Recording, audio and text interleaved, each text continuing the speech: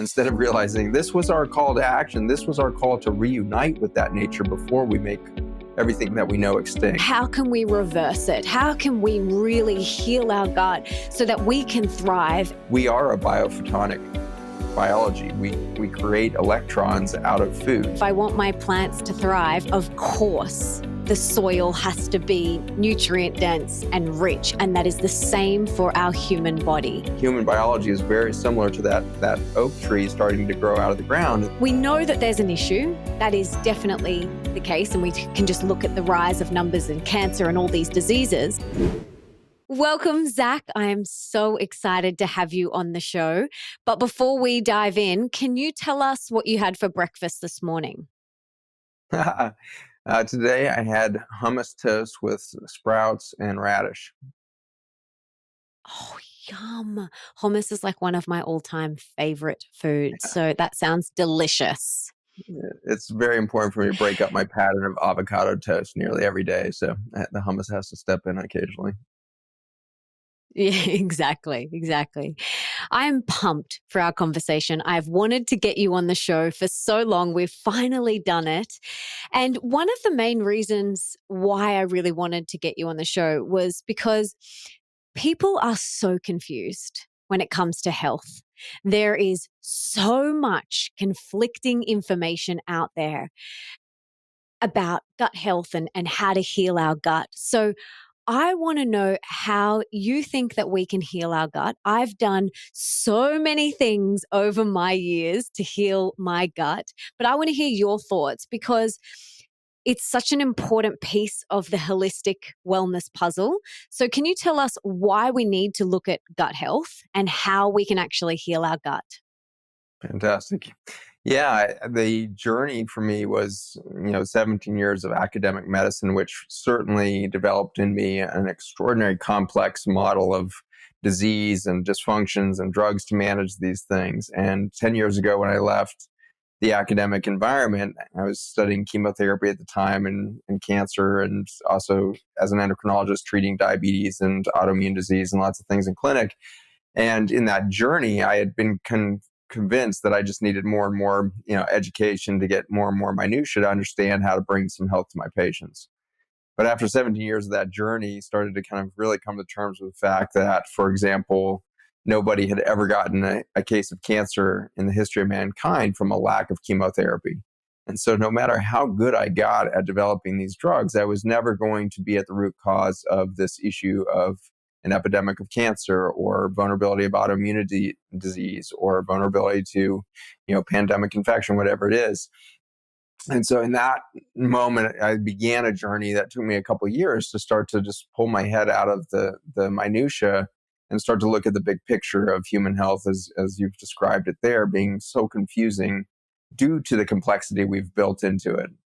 And over the last 10 years, I've learned a ton from all of my fellow practitioners in my clinic, from acupuncture to energy medicine to emotional therapies to water and hydration protocols to respiratory breathing techniques to exercise routines to qigong to tai chi. Like, just been pulling from almost every sector I can, and I've been blessed with a colleague named William Vitalis, who's our chief of esoteric sciences, is what we call him at our company, and he's traveled the world literally over the last 35 years looking for some of the most unique opportunities to bring healing into people's lives. And it was helpful that he was not a science major. He was actually a music major and a really intuitive individual, and he had a real nose for genius. And so he would go around the world and find somebody with a new idea or perspective on human health and go explore that with them. And he'd work in all sorts of alternative and kind of integrative health environments to learn these modalities.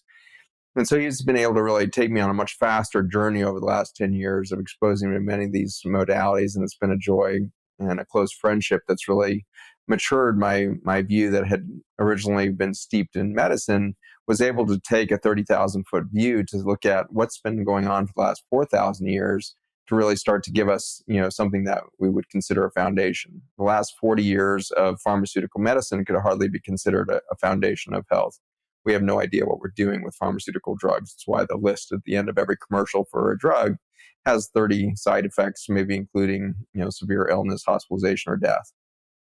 And so we've been on this brief journey of pharmaceuticalization, chemicalization of human health, while we've had a 4,000-year look at, Chinese medicine, movement techniques, yoga, Tai Chi, and the rest coming out of those 4,000 years. And so in that journey, I think we were able to look back and start to find these fundamental truths that were running through all of these things. And one of them was certainly gut health.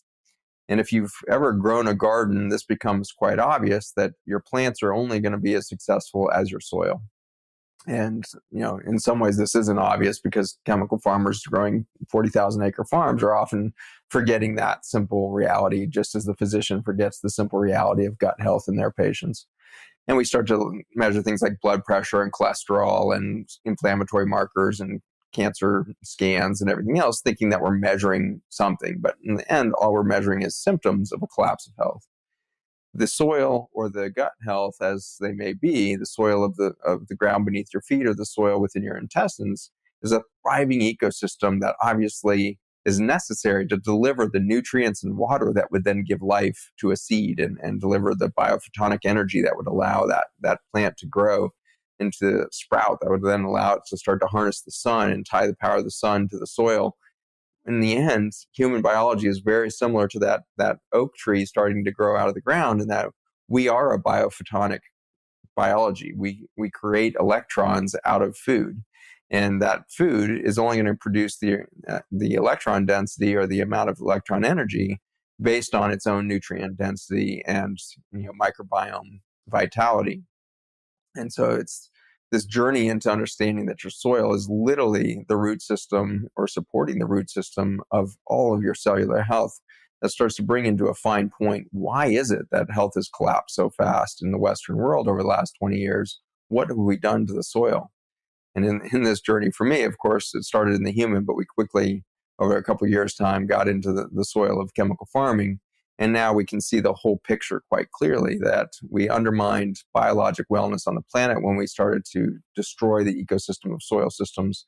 And when we consume those same chemicals through our water and food system, we denude our organic soil just as we have of the soils of the earth. And so for that, we now are in this crisis state. So that's kind of how we got here, I think, in a nutshell, and why it's so critical that we start to ask these questions of where are we going to go from here. And I'll give you a second to respond to that before diving into the second half of your question, which is what do we do about it? Yeah, this is huge. And it's often, like you said, it's not something that we look at or we even think about, but it makes so much sense. Like for anyone who is listening who has an at-home garden, you can kind of go, okay, if I want my plants to thrive, of course, the soil has to be nutrient dense and rich. And that is the same for our human body. So we can see that over the past 40 years, the soil has been depleted. They're putting so many more chemicals in there, glyphosate, which I want to talk to you about as well, and all these other chemicals. And then we are consuming that. So we know that there's an issue.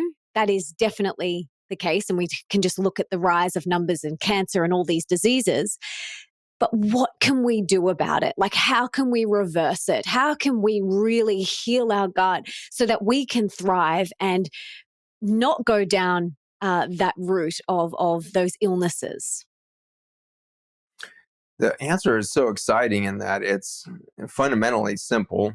Implementation can be challenging when our planet is as damaged as it is currently, but the simple answer is increased biodiversity and increased communication within that ecosystem of biodiverse species. And I would include the human in that species diversity. And so the human cells have to be able to communicate with the microbiome. And that does this on many different levels. Our lab happens to be one of the foremost experts in the area of understanding the relationship of bacteria and fungi in redox chemistry, which is the way in which electrical current is passed through biocellular environments. It works kind of like a liquid circuit board, if you will, passaging information to and from cell to cell to keep the communication network going. So we specialize in that and have spent a lot of time, bringing attention to redox signaling or wireless communication between the cells. There's also quite literally neural connections between the microbiome of your gut and your brain, which is really new data. And it's really exciting that your brain has developed a peripheral nervous system that actually has infiltrated or passed the barrier of your gut to extend itself into the milieu of bacteria, fungi, yeast, parasites, protozoa. All of these extraordinary, kingdoms are represented in the gut lining and speak directly to these neurons, these afferent neurons that stick out into the gut mucosa to listen to the input from the microbiome and to give output as well. I believe there's also probably communication that goes outwards through electrical pulsation and afferent and efferent activity, which means kind of output and input from the vagus nerve, which is the largest nerve in our body. It innervates everything from the back of the throat all the way through the esophagus and stomach to the lungs and heart rate and all of that on the way down, and then into the colon, small intestine. Really vast amount of territory controlled by a single nerve, and it has both input and output channels to it, and it has both the fight or flight state or the parasympathetic rest and digest. And so this nerve, I think, is constantly integrating its information stream with this microbiome. And on top of that, the gut is innervated with direct neural connections back to the brain, not dependent on the vagus nerve. That's going to dictate things like the amount of serotonin and dopamine and other neurotransmitters made in your brain.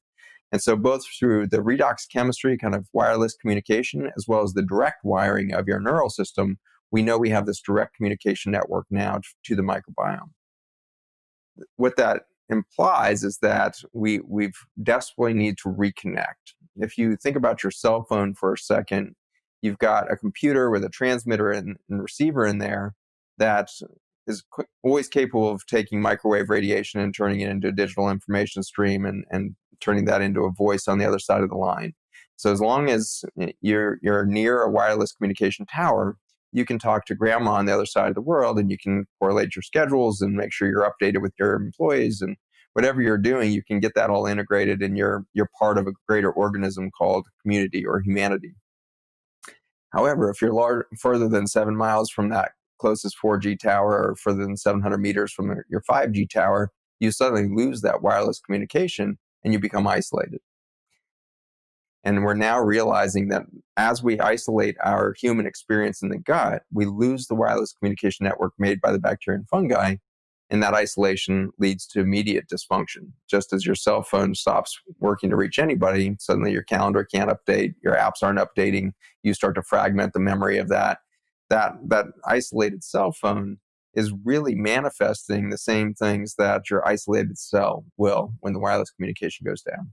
And so to get that up and running, we need to reintegrate you literally into Mother Nature. And so our lab has been studying the use of fossil soils to do this, where we can extract from 60 million years ago an information stream, a wireless communication network that simply hasn't existed on Earth since in regard to its biodiversity and density of information, each bacteria and fungi making a slightly different shape of these carbon snowflakes that make this liquid circuit board. And so we can go back that far and say, okay, there's like a really deep integration into ancient intelligence of nature. But we can do it through simpler ways too, in which, if you go out and breathe regularly, different types of ecosystems. So I'm a huge fan of ferns. Ferns are one of the most ancient flora on the planet, and dating back many millions of years. They've developed a symbiotic relationship with the microbiome of their root systems, their leaves, and everything else. And so if you're walking or jogging through a forest of ferns and you take the time to swipe your hand beneath the leaves of that and breathe that flora that's coming off of that, all of the tiny microorganisms associated with ferns, you're tapping into this ancient intelligence of Mother Earth at that point.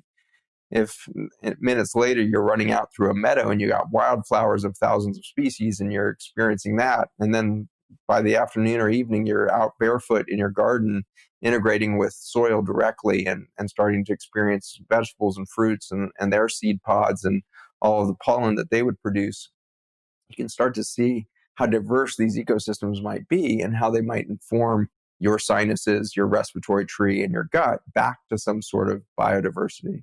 And in tapping into that biodiversity, that wireless network comes back on, and you become resilient on many levels. And this can really, start with something like brain fog. It's interesting that the first signs of gut deficiency or gut disability is usually neurologic. It's brain fog, it's short-term memory loss, poor sleep quality, poor sex drive, all of these things. And so as we start to think about reintegrating to Mother Nature, we find some simple steps into reinfusing ourselves with that intelligence or that resilience of her design. And it's free. Going outside is free. It's not only free, it's almost like filling up your bank account, right? Like you're actually going to get wealthier stepping into that nature. It's never going to stop at your microbiome. Nature's going to show you something of her most fundamental truth, which is beauty. And if you have forgotten how stunningly beautiful Mother Nature is around you, you can go out and just look at a pine cone or grab a leaf off the ground and stare into that Venus pattern that looks like, a river system from 30,000 feet. There's such beauty in the micro to the macro of Mother Nature. And that's where I think we start to really start to accumulate that bank account at the soul level, where we start to just simply fill back up and we start to find purpose again in the beauty. And I think that's such a nice analogy, the bank account thing, because with Wi-Fi and stress and just modern living, we're constantly withdrawing from our bank, withdraw, and it's not often that we're depositing back in. And a simple act of just going outside in nature, whenever I go on my walks, I am touching the trees, I hug trees, I pick up leaves, but you've just really inspired me to do that even more. And like I said before, it's free, and it's something that we can all do that can really improve our gut microbiome. So what else can we do to heal our gut? Community is a big one, and it's one that we've really made a massive mistake on in our response to this current pandemic.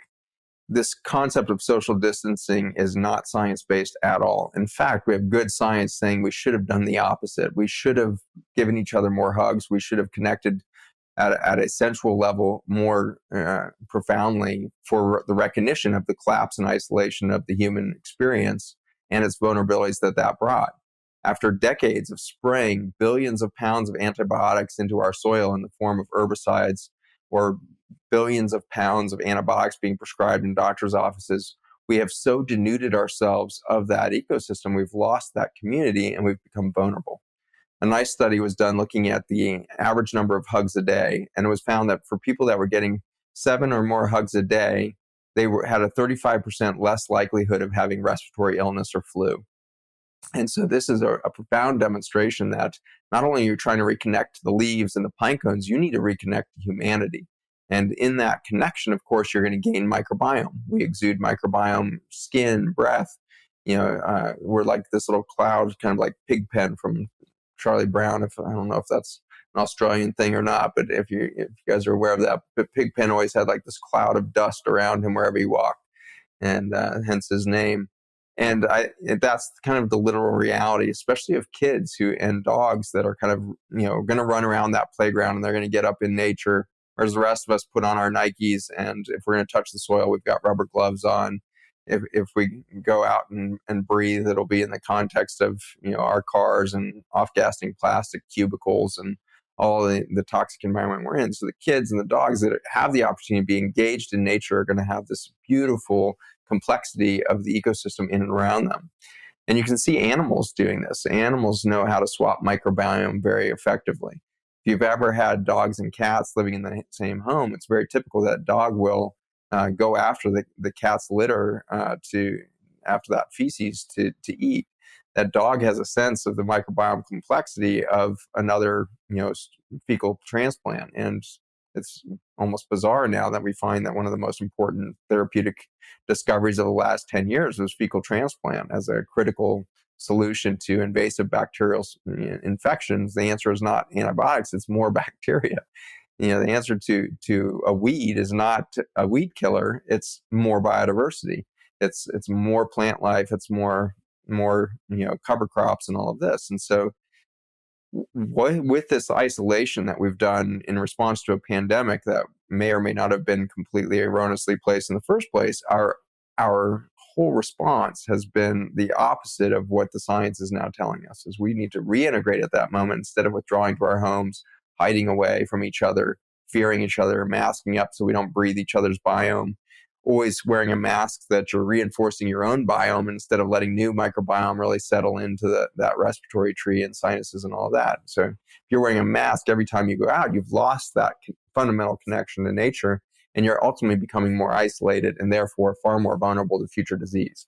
I strongly believe that we're going to get a narrative from Western medicine and the regulatory powers that be over the next year that, oh my gosh, flu season's even worse this year, COVID season next year is even worse, or whatever it is. We're going to get these stories worsening, trying to put us in this fair paradigm when it's our very response to these things that have made everything worse. And one of those obvious ones is the literal spraying of carcinogenic herbicides and insecticides into the air around us, trying to kill viruses, which are not even living organisms. They're just, envelopes of genetic material that are floating around in the atmosphere. They can't be killed. They can be damaged by sunlight and things like that, but it's ridiculous to think we're going to go out there and sterilize the environment around us to any kind of benefit. We can only do more harm. And I've got picture after picture now of fire trucks being repurposed to spray chemicals down the streets of South Korea or Italy or US. They've repurposed the spraying trucks that we spray chemicals into farm fields onto roadways and spraying town size and downtown municipalities with these chemicals that we know are carcinogenic, that we know are fundamentally disrupting biology at levels far deeper than even the microbiome. And so our response has been to up the ante of our warfare against nature instead of realizing this was our call to action. This was our call to reunite with that nature before we make everything that we know extinct. And we've only got a few decades to change that mentality. And I think we are about to miss the opportunity for a massive transformation event around this pandemic because we're so close to just adopting the warfare mentality and saying, well, if we could just develop a vaccine, then we would be safe from this thing. Antibodies don't actually fight viruses. Antibodies bring balance to the proteins produced by viruses, but they don't fight viruses often the same way we think they do. We're starting to learn that the body is supposed to be full of viruses. My body has 10 to the 15th viruses in it right now. The bloodstream is full of it. My stool has 10 to the 15 viruses in it. I'm just steeped in viral genetics all the time, and my body is healthier for it. I'm actually an adaptive machine for all of that genetic input. And so we have this broken, old, antiquated belief that the human immune system is battling out, a little bit of territory for human cells to thrive. It's the opposite. The human immune system is figuring out relationship within the community of that microbiome. Until we realize that we have the wrong model of human immunity, we have the wrong model of viruses in the microbiome, they have never attacked us. With 10 to the 31 viruses, that's 10 million times more viruses in the air around us than our stars in the entire universe. It's 10 million times 10,000 times more than grains of sand on the planet right now are viruses in the air you're breathing.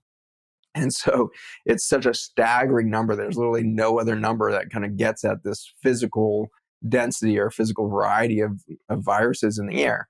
And then you turn to the ocean water, find out there's another 10 to the 31 viruses there. Then you turn to the soil to find out there's 10 to the 30 viruses in the soil. And so we are literally just surrounded by this genomic information. And if there's 10 to the 31 viruses in the air, what's the likelihood that one virus called COVID-19 came along this year to cause some tragic event? We are damning a virus that is simply in the environment, and it's exposing human vulnerability to death and disease because of the dysfunction within our bodies, not because the virus is somehow horribly pathogenic or attacking us or anything like this. I've got full goosebumps. Mm-hmm. This is wow. Wow, wow, wow. So if you could wave a magic wand, what would you ideally love everybody to do? Instead of staying at home and wearing masks, what do you think the best thing for people to do is? Immediately engage nature, immediately engage one another. And so start having hikes with your closest friends, family, and more importantly, perhaps, distant friends or new acquaintances, because you want new microbiome experience. And so if your municipality is saying, hey, you can only hike with 10 people, then go hike with 10 people every day. And instead of going to your boardrooms to have meetings, make sure your boardrooms are out in the ocean on your surfboards. Make sure that you're on a hiking trail.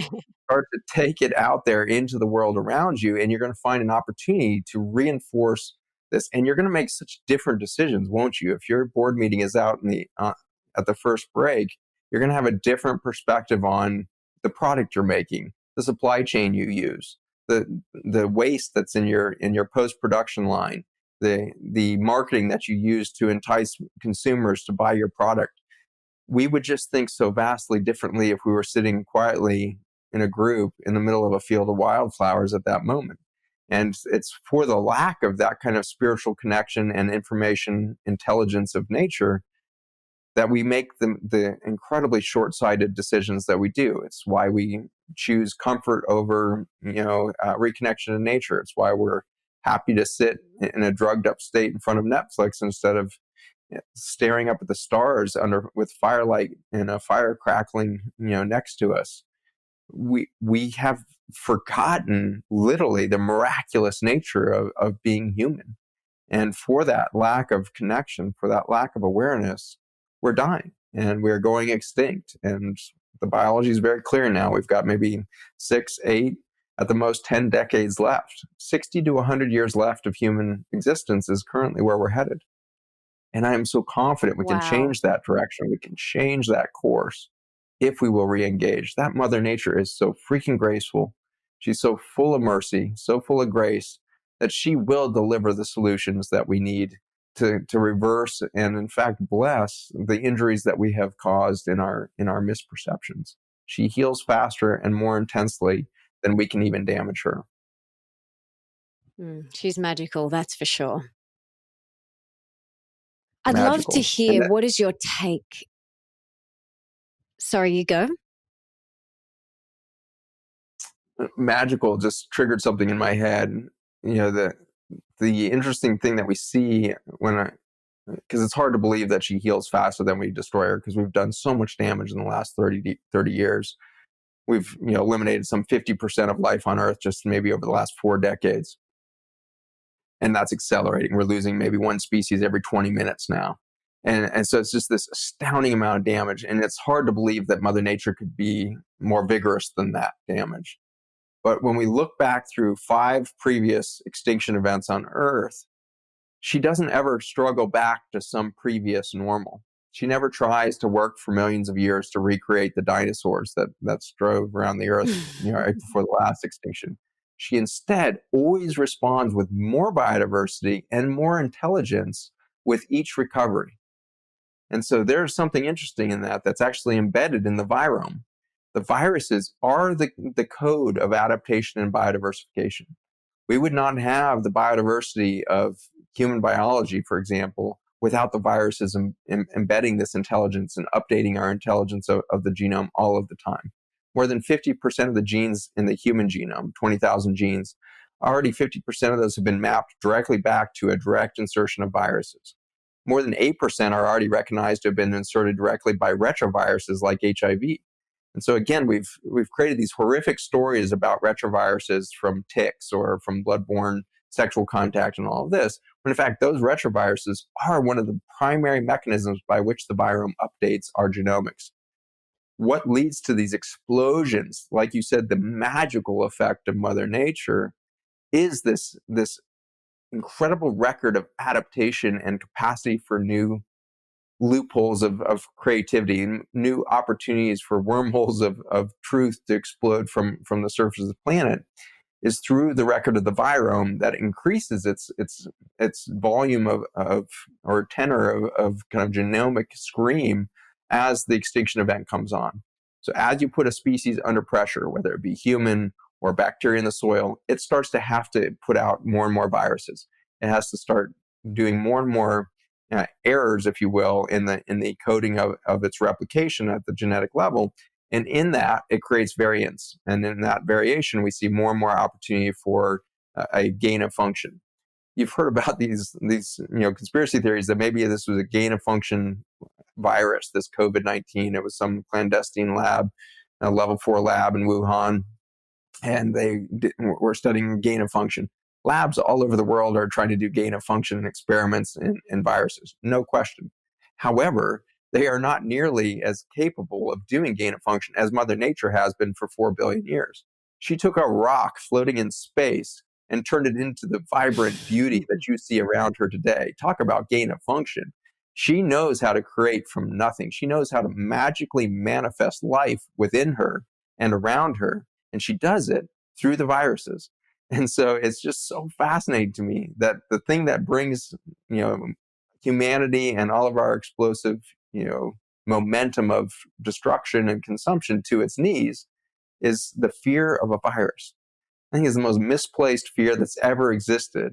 But on the other hand, isn't that kind of poetic that Mother Nature would see the need to halt human behavior, and she would utilize our own insecurity, which is we're under attack and we need to fight back. She would use that fear to play into her needs, and she needs a pause. She needed this moment of human silence. And if we don't take the opportunity to now respect her needs and respect what she needs us to do alongside her, we're going to miss it, and we'll expand back out in the energy field as we go extinct, and that's okay. Mother Earth will recover in more vigorous and extraordinary adaptation, because under that extinction event, we will have participated in a genomic record that's more complex and leads to more adaptive capacity for planet Earth as it recovers from our extinction event. The good news is our extinction event is going to be shorter lived than many of the ones in history, I believe, if we stop soon. So whether we disappear soon or if we actually change our behavior soon, we could see a very rapid recovery for the first time. So instead of going to 87 to 97% extinction of all living forms as have happened before, if we stopped in the next decade and we screeched to a halt at 60% loss of life on Earth instead of 87 or 9, we would see an explosion of life on Earth. And we see this happen on single farms that have been damaged through 60 years of chemical management and another 60 years of over plowing and disking of the soils before that. 120 years of abuse can go away in a single season if you start to nurture biodiversity back into our soils. The explosive quality of that soil will then immediately start to correct the lack of flora and fauna on that land. And within a year or two, you start to see seed bank rising up from deep soil systems that were thought to be extinct, starting to return this plant life to the soil. And then, of course, you have the owls and the voles and the mice and everybody coming back to play in this three-dimensional thing that we call life. And if we stop right now, we stop the destructive consumptive behavior, wouldn't it be fun to stay and play instead of disappear for her benefit ultimately? What if we got to stay and play? It just gives me goosebumps to think about the potential of seeing life even more abundant than we've ever seen it start to spring forth over these next couple 100 years. What if the children born in 100 years had a life expectancy and a vigor of life within them that has literally never been seen in the 200,000 years of Homo sapiens sapien? We have the potential to lay that fundamental foundational framework for that level of recovery, for that level of victory to be had for the biology of Mother Earth, where we come to understand ourselves as a pixel within this biology rather than some manifest destiny taking over the biology of the planet for our own comfort and wealth. We will adapt, whether we like it or not, to the reality of the loss of life. And if we do that quickly, if we adapt and transform quickly, we could participate in that life. Wow. So, yeah, this is really exciting. And I was just thinking about, you've spoken so much about diversity and how we tend to eat the same foods, we go to the same parks or hikes, we hang out with the same people, and it's all just the same microorganisms. And even I know so many people that eat the same food week after week after week. They go to the shops and they just buy the same food all the time. And so we are really missing that diversity, which you're talking about. So I really want everyone listening to just take home that key is just diversify, diversify, diversify. But I'd love to hear your thoughts on supplements. What are your thoughts? Do you think we need them because of the depletion of our soil? Do you not think we need them? What are your thoughts on supplementation? As a category, we have blown it on supplements. We came to kick the allopathic medicine doctor off the stool and say, well, that's all pharmaceutical stuff. And then we stepped right back up on the same stool as functional medicine doctors or naturopaths or informed consumers or herbalists or whatever we call ourselves. And we started to hand out hundreds, if not thousands of dollars a month of supplements. And in so doing, we forgot to let nature do the work. We started to develop the same micromanagement efforts in the dietary supplement world as we did in the pharmaceutical world. And so I did this for years. I was practicing with probiotics and digestive enzymes and high dose vitamin C and alpha lipoic acid and lysine. And I was just pumping my patients full of supplements, trying to correct their underwhelming deficiencies or underlying deficiencies, overwhelming deficiencies. And in doing so, I found myself, always chasing the next thing. I was never really getting at the root cause, the fundamental, foundational health. And that really shifted when I found with my colleagues these carbon molecules made by the bacteria and fungi. And so now, instead of trying to supplement the gut, we simply are giving back the communication network between the cells to see what they want to do. And the bacteria and fungi are so smart that they not only know what they need to balance an ecosystem, they know what you need. They know what the plant life or human life growing out of that soil system needs to thrive. And it will change its biologic outputs. It will change it and transmute elements if needed to get the right mix of stuff into your bloodstream that you actually need. There's an intelligence there that goes far beyond, loading up with vitamin D and vitamin C. These compounds are trying to mimic our interaction with nature. And we feel the same way about ultimately the soil supplements that we make, which is we have found a fundamentally powerful tool because we are no longer trying to micromanage the body. We're just giving back the communication network, see what happens.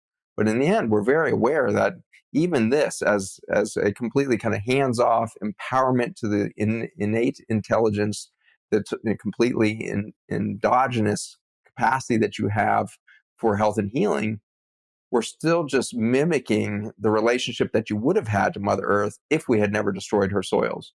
And so what we're doing with our supplement company is realizing we're still a chip shot trying to get you back on the green of life here. And we need to take all of that revenue and pump that back into root cause solutions. And so that's what we do. We've seeded another half a dozen companies that are looking at solving some of the root cause problems that we do, from poisoning plastics to creating false economies online. Start to get at those fundamental problems. But we also, of course, started a nonprofit, Farmers Footprint, which is now growing into a larger Project Biome, which incidentally is about to launch its sister org, Project Biome Australia, outside of Sydney. And these project biomes are looking at soil, water, and air systems. And so we're realizing that every company should start to practice something of this variant, where any profits coming from the short-term solutions need to be channeled back into long-term solutions.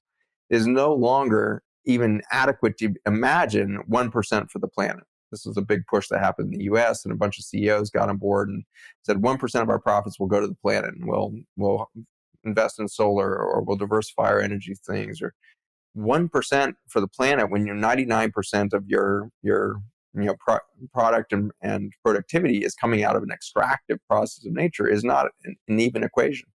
50% would only leave us at sustainability and not recovery. And we can't sustain at our current level. We've so destroyed the ecosystem now. We're so rapidly in a chronic inflammatory state of destruction within our soil systems and planet. Sustainability is no longer a catch term that we can hold on to.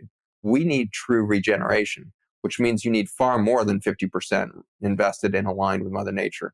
And so we're really trying to envision in Project Biome not only short-term, medium-term solutions, but a fundamental change in the psychology of business leaders, regulators, lawmakers, ultimately consumers, as to how do we make everything 100% for Mother Nature? Why would we do anything that wasn't 100% to support the beauty around us? And yet almost nothing we do is 100% good. We have this negative footprint through everything we do. And it's daunting in some ways to say we have to change absolutely every behavior in regard to every single thing we do. But on the other hand, what an intriguing opportunity. What will the children of the future, when we have 1 in 3 children with autism, what is the world they're going to create? one of my favorite thing about being around autistic kids in my clinic is they just simply cannot be programmed with the previous software. Like they just can't take that. And so they are going to create a different reality around them. Temple Grandin is maybe the most famous of the autism professionals out there, transformed the cattle industry when she started to realize that the cattle were going through a neurologic autistic experience in feedlots, and she changed the design of protein production plants to reduce the stress neurologically, immunologically, and ultimately psychologically on these animals, and radically had a huge impact. And when you listen to Temple Grandin on stage, there's no question she's seeing a world that you can't see. Her Umfeld, the Umfeld is a great German word for her perspective or her perceived reality around her. Her Umfeld is so radically different than mine, or for many of us, what we were trained into. For her, it's just blindly obvious that we are marching down a radically misinformed pathway in our ideas around transportation, energy, sociology, politics, and the rest, because she simply sees the patterns there. She sees the patterns of dysfunction and can envision a future beyond that. And we need to look forward to, and in fact, empower our autistic generation here to solve for the problems that we created by creating a new reality out there, create an intention, a different future for all of us that is not imbued in the constant effort for more extractive, consumptive comfort. Mm. I love what you say. I found this really fascinating, actually, when I was doing some research on you, that you don't believe in taking probiotics, which I thought was really interesting because so many people, and this is why I was saying at the start, people are so confused. They have no idea what to do. But I want to hear your thoughts on probiotics, why we should not take them. And then can you tell us about Ion Gut Health Supplement, which you created? Yeah, so probiotics are just a perfect example of what we were talking about before, where we try to do these micromanagement approaches to solve for big complex problems. Vitamin D could be another example. Vitamin D from the sunshine, as it hits the skin, does an extraordinary array of endocrine changes, adapts our endocrine system, makes us more insulin sensitive, and yes, increases the steroid, hormone power that we have within us through the vitamin D molecule and all this. But then when we dumb that down to just vitamin D3 and we take 5,000 units or 10,000 units and we then downregulate vitamin D receptors through our kidneys and liver and skin systems, we start to lose and dysregulate if we're chronically on these supplements.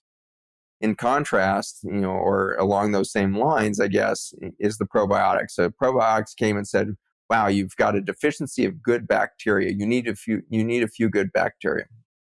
And then they say, well, we're actually going to give you like 50 billion good bacteria. And then, of course, what they mean by that is they're going to give you 50 billion copies of the same bacteria. And that's where myself and all of us as physicians and consumers made the big mistake, is we kept reading the bottle that said, 100 billion CFU. Wow, that sounds like a great new microbiome for my gut. Not putting together that the 3 species of bacteria in there, or the 7 species, or now some are bragging 24 species, pales in comparison to the 30,000 species that an ideal gut may have, or the 5 million species of fungi that are starting to be realized to be on the planet around us, or the protozoa and the parasites, 300,000, 500,000 species. Like just the sheer amount of biodiversity that's supposed to be in a soil ecosystem, and therefore ultimately in some form or fashion in a gut ecosystem, will only be suppressed if you're taking billions of copies of 3 species. You can take a look at the farming and agricultural system yet again to see the same effect. And so in the 1970s, we started to really amp up factory farming scale. And we went from the average family farm being maybe 300 acres to suddenly 3,000 acres. And now in many districts, 10,000, 30,000 acres. Massive mega farms that have eliminated all of the biodiversity of their paycheck, first of all, instead of having cows and chickens and some pigs on the farm, and then some huge farm to garden vegetable, or farm to market garden, and then 5 or 10 species of staple crops, then some hay and cover crops. Instead of doing all that, we dumbed it down to just 3 species, and we eliminated all that biodiversity for corn, soybean, alfalfa, wheat. And so by doing so, we destroyed the ecosystem of some 97% of the agricultural land on Earth now. And we've done that in such a short period of time. At the exact same time that we launched that effort, we launched this probiotic industry out of the 1970s saying, oh, we found a few good bacteria. The downside of that is, of course, you're planting 3 species across the whole terrain and crowding out the biodiversity effect. But just as fundamentally flawed in some ways is the idea that there's good and bad bacteria. We no longer can consider there to be bad bacteria or bad viruses.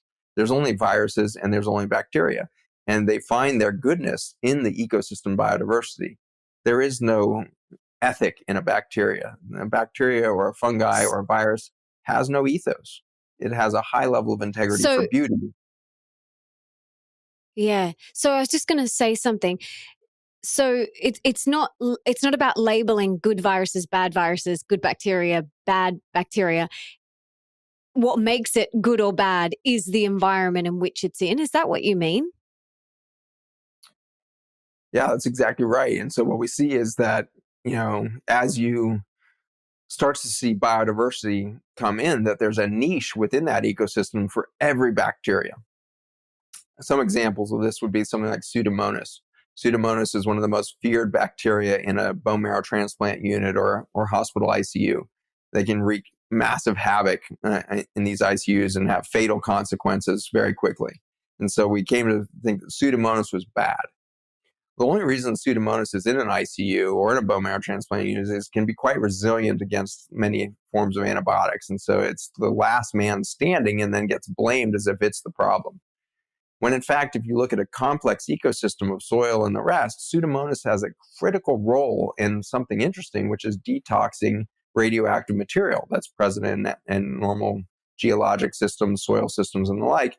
And in fact, we can use those Pseudomonas to clean up nuclear waste. We can use it to clean up, nuclear waste sites that have, been devastating the ecosystem. Pseudomonas can move in there and accelerate that cleanup process. And so it would be ridiculous to call Pseudomonas bad when it has a very critical and unique niche within the survival of a planet. We keep blaming the weed that crops up in the middle of the farm, not realizing that the reason the weed is there is because it's the only species present right now that can give the soil back what it needs right now. If you let that weed grow up and do its work and then surround the whole system by opportunity for biodiversity, the next year that weed won't be there. And we see this over and over again. Farmers who have been battling weeds for 10, 15, 30 years, and their neighbors are all battling these invasive weeds. This one farmer in the middle of this wasteland of multi-drug resistant, Roundup resistant, weeds suddenly goes into a biodynamic, biologic relationship with its soil. And that farmer is now only caring about the carbon cycling and nutrient density and oxygenation and water holding capacity of its soils. Suddenly within a year, it's almost as if you put up this invisible fence around their farm. There are no weeds. We have farmers that send in, you could see on my Instagram recently, of a farmer in Kentucky who, for the first time, for the very first season, decided to go into a regenerative organic practice and planted a cover crop. And he's literally driving through acres of alfalfa that's grown up through his cover crop. And now he's overseeding his next crop as he harvests the alfalfa. And he's blowing his mind that for as far as he can see, there is not a single weed. It's all the intentional biodiversity that he's created. And yet, if you look across the fence line at his farmer's land, the same invasive, quote unquote, bad weeds are there. When the soil healed, there was no more role for that weed to do its extraordinary effort towards biodiversity. It's the same thing in a body. It turns out when you see a yeast infection after an antibiotic exposure, that yeast infection is not your problem. Yeast infection is actually trying to reestablish a soil that the bacteria can move back into. And so if we wipe that out with an antifungal, now you're just sterile soil, and it's going to take you much longer to recover. A great study on probiotics was demonstrated in 2018, showing in mice and humans that if you took a probiotic after 2 weeks of antibiotic, there was an effort towards recovery immediately. And so in the placebo group, you could see the almost immediate and rapid climb in bacterial diversity and number start up within 24, 48 hours after stopping the antibiotic. Over the 2 weeks of the antibiotic, you lost 80% of your biodiversity, but you start recovering that instantly. And within 30 days, the whole cohort of humans, or mice are back to their normal population on a placebo sugar pill. In contrast, if they start a probiotic, that same trajectory of recovery after just 3 days of a probiotic starts to head back down. And after 5 days, 7 days of a probiotic, it has suppressed the microbiome at the same level that 2 weeks of antibiotics had. And so in all of these years, as I practiced as a physician, recommending people take their probiotic after an antibiotic, I was doing exactly the wrong thing. I was planting a monocrop across now denuded or tilled up soil of their gut and planting a monocrop there, and they could not recover their biodiversity. They would be better off having it as a sugar pill. We now sell $47 billion a year of probiotics globally. This is the insanity of our effort to try to mimic or somehow micromanage the nature within us and without us. If we don't start to respect her and her magic and her capacity to bring forth life, we'll continue to fail in that mimicry. I agree. Wow, this is so powerful. I've had so many experts come on the show, many doctors come on the show, and never heard that perspective on probiotics. So thank you so much for sharing that. I'd love to hear if you could put one book in the school curriculum of every single high school around the world. What book would you choose? It doesn't have to be health related. It could be spiritual. It could be whatever you want, but just that high school age for boys and girls. What would the book be? I can only pick one. Yeah. That's hugely challenging because I got 3 books in my head right now that are dueling. So Okay. I have to believe that there is Tell us no the three. conflict. There's no You can have conflict between three. these books. I'm going to actually go with Australia on this one. And so Charles Massey recently wrote a book that just blows my mind every time I open it. It is called The Call of the Reed Warbler.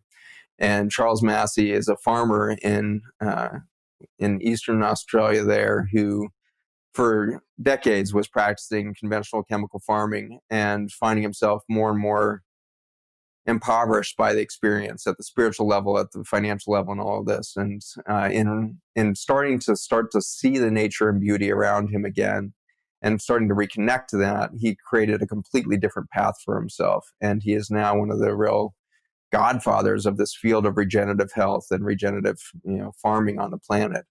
And so Charles Massey's book, I think if we could just show the children how beautiful the land is and that we've been called in for generations, for in fact millennia, we've been called into a spiritual relationship with her. If we could imbue our children with that vision, I think we would create a much different future. I'll link to that in the show notes. That sounds amazing. I'm going to check that out. I want to hear now how your day runs. I love hearing about how people prime themselves for the day. Like, do you meditate? How do you set yourself up for success? What are your little routines throughout the day? And what's like a typical day on your plate? I know no 2 days is probably ever the same, but can you kind of walk us through a typical day in your life? I think you just kind of nailed it. I think my success has come out of the fact that I don't let 2 days look alike. I have been on a full out hard press over the last 10 years to make sure that I am never walking the same path twice. And this has created such wealth in my life in regards to the humans around me. I have the most extraordinary coworkers, staff, everything else that just surround me with brilliance, surround me with a productivity that I would never be capable of approaching on my own. Just like, over and over again, the colleagues, the friends, the just tribe that has gathered around me has been such an enriching experience. And I could never, imagine going back and doing life differently than the last decade has taken me. Previous to that, my life was very predictable. I'd wake up at, between 4:30 and 6 a.m. I would, rush to get some food into me and see if I could help out getting the kids out of bed or whatever. And then I would, rush off to the hospital and I'd spend 12 hours or, not unusually 36, 40 hours on a continuous shift, working overnight and everything else in the hospital system, and then be back and sleep and reconnect with kids, read them to bed, and then start over again. And through that effort, I became so lonely. I was so isolated from community, from connection, as any sense of nature.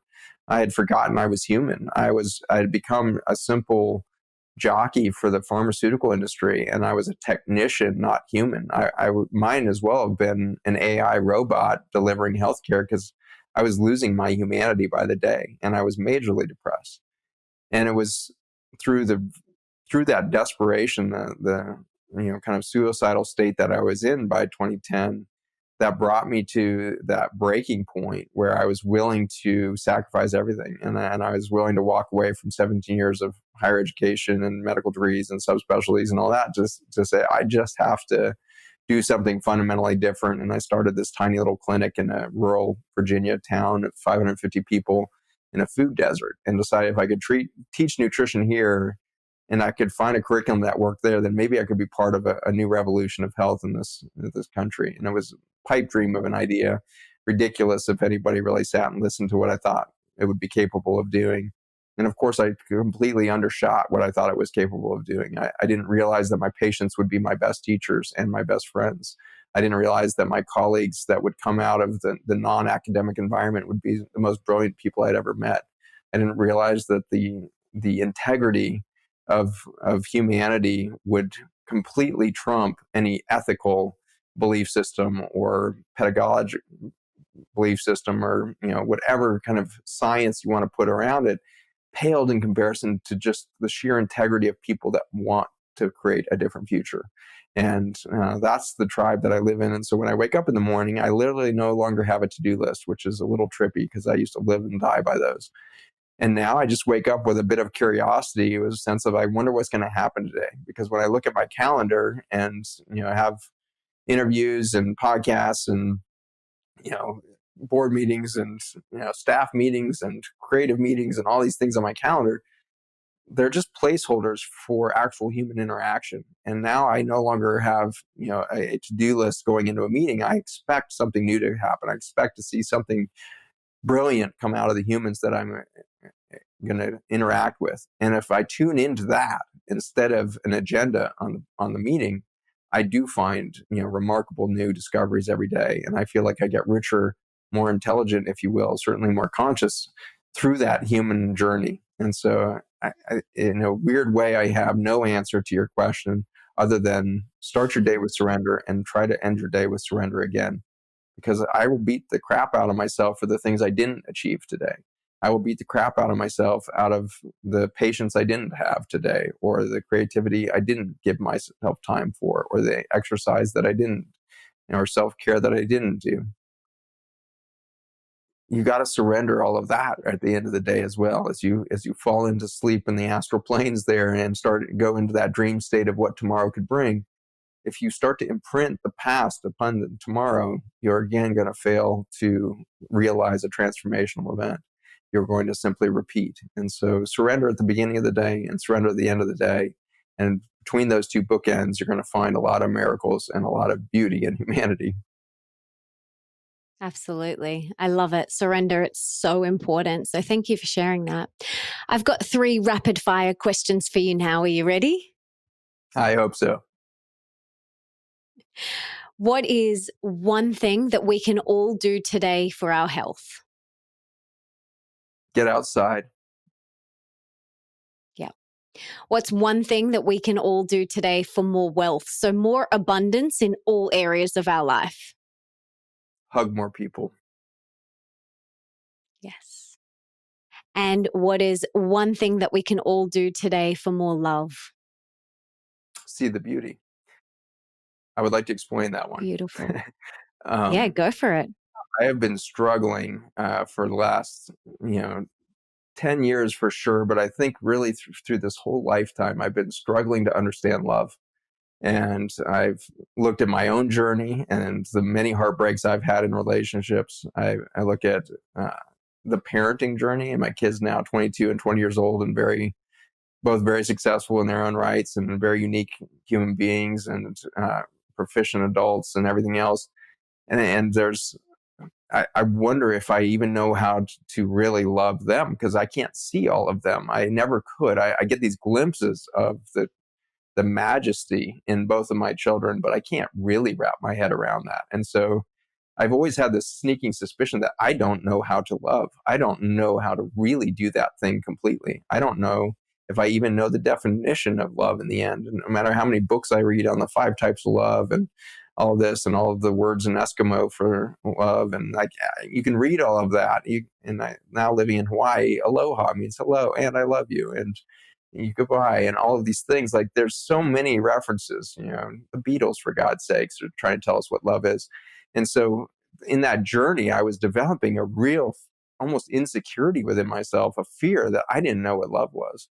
And I actually lectured on this, like basically begging for the answer. And this past year, one of my colleagues and best friends, Patrick Gentempo, a brilliant chiropractor and philosopher, has been on an extraordinary journey with his wife, understanding plant intelligence and the intelligence of the ethers around us, and all of the entities and angels and all of this far out stuff they've been diving into hard. And he keeps getting messages from the other side of the veil for specific people. And I was so blessed last year when he called up and said, I've received a message that I'm supposed to tell you, but I really want to tell you this in person. So it took me about 6 weeks before I could fly over to Utah and connect with him. And we'd spent 24 hours together and played some music and hung out and did some hikes. And then right before I was going back to the airport, we went out to breakfast together, and we were sitting at this table. And he hadn't mentioned it at all, the conversation or the reason that I'd shown up for throughout that 24 hours. And as I sat down, he began into this with the sentence, "Tell Zach that humanity has made a mistake in its belief that the fabric of everything is love." And I got goosebumps all over my body at that moment. And I knew that whatever was going to come out of his mouth at the next moment was literally the most important truth that I had been chasing in this lifetime, maybe many lifetimes before. And I was just like in the most incredibly heightened state of anticipation for that next sentence. And as soon as he said it, I started to bawl. And I just cried uncontrollably in this restaurant in the morning. I just couldn't. It was the most, one of the most unleashed cries I've ever had in my life. And what he said was that the fabric of everything is beauty. And in seeing the beauty, you will experience love. It just solved the entire equation instantly for me, because I knew beauty. And I knew deeply that I could even see the beauty within myself. And in that moment, I knew that love was not the fabric of anything. Love is not a thing. Love is not something that I need to generate or need to focus a beam of to everybody else.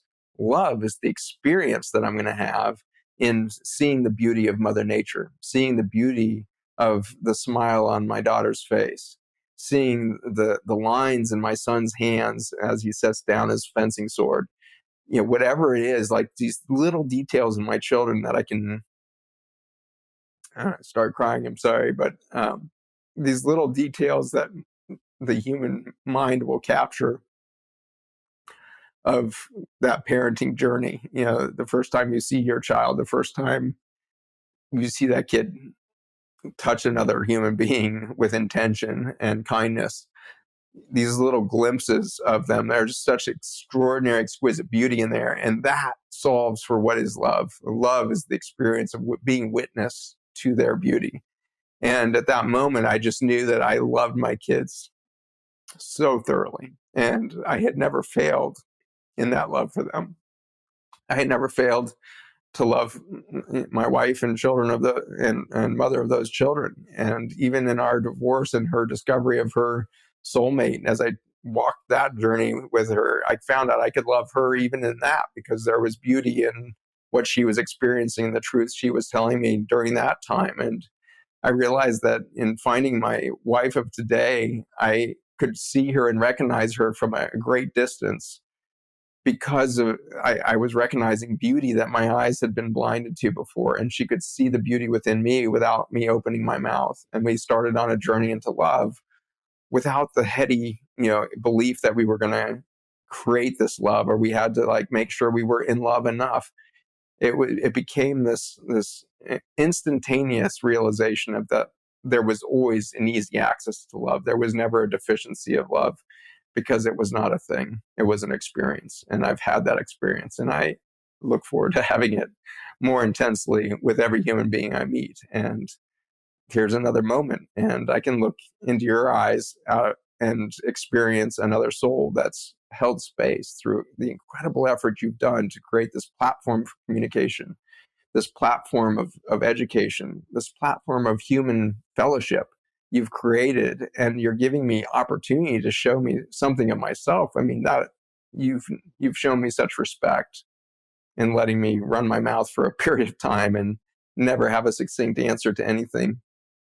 But I just know that you can see something of me because I know that I can see something of you. And so we can love each other right now for having never met before, but have fully experienced something of love and the beauty that we can see in each other. And if that's the way we live each day, we will be very rich.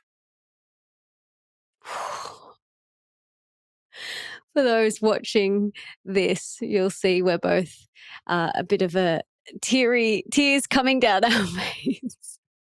That was really beautiful, Zach. Thank you so much. And one of the things that I just loved out of that little sermon was that, we have to look at and find the beauty, because there's beauty in everything, in every bit of nature, in every human being we interact with.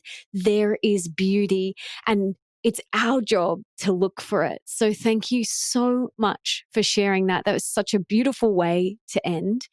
Is there anything else that you want to share? Is there any last parting words of wisdom or anything that you wanted to talk about that I didn't get to ask you about? Oh, I think I might be wrung out here. I think, I hope that each of you realize how miraculous you are in listening to this. And I hope that each of you come to appreciate that you showed up right now. We have 7.8 billion people. And that'd be interesting if that was a bunch of human beings, Homo sapiens sapiens. But it gets much more interesting if 7.8 billion souls showed up right now behind those human beings, within and animating those human beings. Why did you show up right now? This is the tipping point. This is the worst time of human history. No, it's the best time of human history because we are ready for a massive transformation. And you showed up right now. And so as we start to explore the future, I would invite you to, I hope, find silence in everything that you just heard today.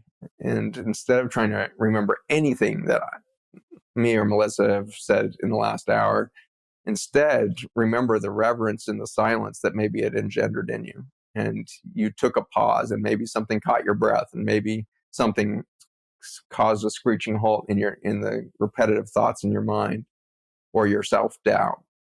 In that halt, in that silence, we have the opportunity to start to envision and, in fact, rehearse a future for all of those that are going to become awake and all of those that are going to participate in that new reality. And so, in the silence, let the creative juices do their work and create something truly de novo, truly new to your experience and to your appreciation of beauty. And then let's start to communicate that together. I'd be fascinated if you would give Melissa feedback as to what happens to you in the next week as you find out that the fabric of everything is beauty. How are you going to see your kids differently? How are you going to see your spouses? How are you going to see your career differently? Which career are you going to pick now, realizing that your career maybe is not taking you towards beauty and it's taking you towards a soul-crushing emptiness? What are you going to do, and how long is it going to take you to make that choice for transformation? The world is pausing right now. We have a pandemic of possibility now. There is no old normal that we should or can return to. And so let's make sure we do something radical in these next steps. Let's not take the next steps towards a military state. Let's not take steps to take away more civil liberties. Let's do something radical and reconnect to a nature that knows how to heal everything. Absolutely. Nature is so intelligent and resilient, as we spoke about before. So thank you so much, Zach. This has been amazing. I am a huge believer in service, and you give so much, and you have given so much to all of the listeners today. So I want to know how we can give back to you. What can we do to give back to you today? Ah, wow. I mean, just seeing me as a gift But I would love for your community. We really have a desperate need to create a global community around shared purpose. We can no longer have a nationalistic, belief or view on success. If we don't start thinking as a Homo sapiens sapiens species level organism, if we don't start to express that sort of hyper intelligence that we're capable of when we all connect, I fear our time is too short and we will not transform quick enough. But if you will look for opportunities to connect with me or connect to others who are on this path towards nature and towards recovery and regeneration, I will be in deep gratitude to you. If you don't know how to connect to that crew, you can certainly just go to my education site, which is my name, zachbushmd.com. We've got a lot of free education and insights on different aspects. Podcasts on a lot of different variety of stuff are exemplified there. But we're launching a new, free education platform on Instagram and social media where we're trying to I've got a GoFundMe program going right now. If you go to my Instagram and click through there, or if you go to my website, you'll be able to find it there. But the GoFundMe is a project to bring forth a group of scientific researchers and writers to bring free education online. There's been too many paywalls and special interests around integrative medicine and this new understanding of human and biologic health. And so if you want to support that program, we're raising $250,000 to hire a whole team of researchers and writers to start bringing out weekly content to the world to expand on what you've heard today. I don't have enough time and bandwidth to bring all this stuff in my head out on podcasts. And what's in my head is just a fraction of the important new science that's emerging from genomics and nature and everything else. So the GoFundMe program for the global health education platform would be wonderful to support. Of course, our nonprofit work in Australia is launching, as I mentioned earlier, with Project Biome Australia. That website should be coming up by September, something like that. In the meantime, you can go to farmersfootprint.us and take a look at our direct-to-farm projects and get a glimpse of something like non-toxic neighborhoods. It's now making a great debut in Australia and New Zealand. With Kim Conti has developed a whole toolkit for your municipality to ban Roundup in city parks, school systems, streetscapes, and the like, to bring organic solutions into that environment. So all of these ways to engage would be much appreciated.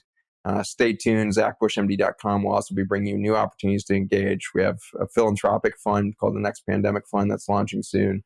We have a big impact investment for-profit fund for qualified investors in the near future. So many ways for you to engage. If you lose track of these opportunities, you can always return to Zach Bush MD and look for constant updates there. We have a newsletter that you can sign up for there that should keep you informed as these new opportunities arise. And we can link to everything in the show notes as well. So if anyone wants to go and check any of what Zach has said, then we'll just link to all of that in the show notes for you. This has been amazing and so beautiful. Your wisdom that you have shared, your heart, you have just showed up so honestly, so vulnerably, so openly. And I want to honor you for that. Like, I really appreciate that. And for all the work that you're doing in the world. You are such a beautiful, trailblazing light. And I'm so grateful for everything that you're out there doing and for taking the time to share with us today. So thank you so much. Thank you so much, Melissa, for the fellowship and the opportunity to be together.